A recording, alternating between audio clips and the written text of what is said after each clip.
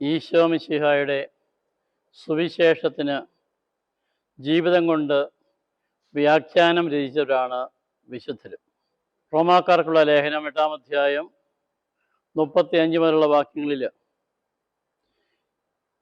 മിശിഹായുടെ സ്നേഹത്തിൽ നിന്ന് ആര് നമ്മെ വേർപെടുത്തും? പീഡനമോ, പട്ടിണിയോ, നഗ്നതയോ, ആപത്തോ, വാളോ, വരാനിരിക്കുന്നവയോ ഒന്നിനും ഈശോ മിശിഹായിലൂടെയുള്ള ദൈവസ്നേഹത്തിൽ നിന്നും നമ്മെ വേർപെടുത്തുവാൻ സാധ്യമല്ല എന്നുള്ള വചനം ജീവിതത്തിൽ അന്വർത്ഥമാക്കിക്കൊണ്ട് സഹനങ്ങളെ സ്വീകരിച്ച് ദൈവത്തെ മഹത്വപ്പെടുത്തിയവരാണ് ഈ വിശുദ്ധരും രക്തസാക്ഷികളും.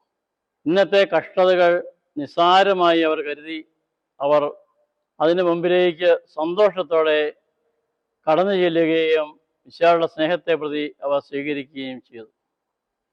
ഈശോ മിശിഹായെ അനുഗമിക്കുവാൻ ആഗ്രഹിക്കുന്ന ഏതൊരുവനും പീഡിപ്പിക്കപ്പെടുമെന്നുള്ളതായ വിശുദ്ധഗ്രന്ഥ വചനം അവരുടെ ജീവിതത്തിലും പ്രാവർത്തികമായി.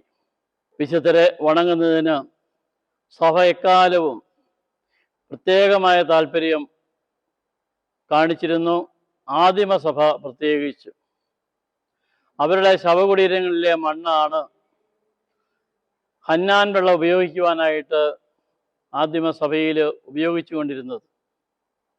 അത്രമാത്രം അവരുടെ ശരീരത്തിൻ്റെ സാന്നിധ്യം കൊണ്ട് പൗത്രീകൃതമാവുകയാണ് മണ്ണ് എന്നുള്ള കാര്യവും വിശുദ്ധരുടെ ജീവിതം നമ്മെ ഓർമ്മപ്പെടുത്തുകയാണ്.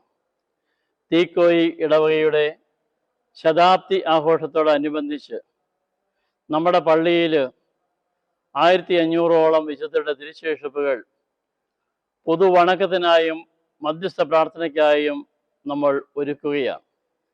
ഈ മാസം 14, 15 തീയതികളിൽ വിശുദ്ധ കാർലോ അക്വിറ്റസിൻ്റെ പേരിലുള്ള ചാരിറ്റബിൾ ട്രസ്റ്റ് ഈ ആത്മീയ വിരുന്ന് നമുക്കായി ഇവിടെ ഒരുക്കുകയാണ്. അന്നേ ദിവസം നമ്മുടെ പള്ളിയുടെ പാരിഷ് ഹാളിൽ വെച്ച് ഈ തിരുശേഷിപ്പുകൾ വണങ്ങുന്നതിനും വിശുദ്ധരുടെ മാധ്യസ്ഥം യാചിക്കുന്നതിനും അവസരമുണ്ട്. വൈകുന്നേരം 5 മണി വരെയായിരിക്കും അതിനുള്ളതായ സമയം.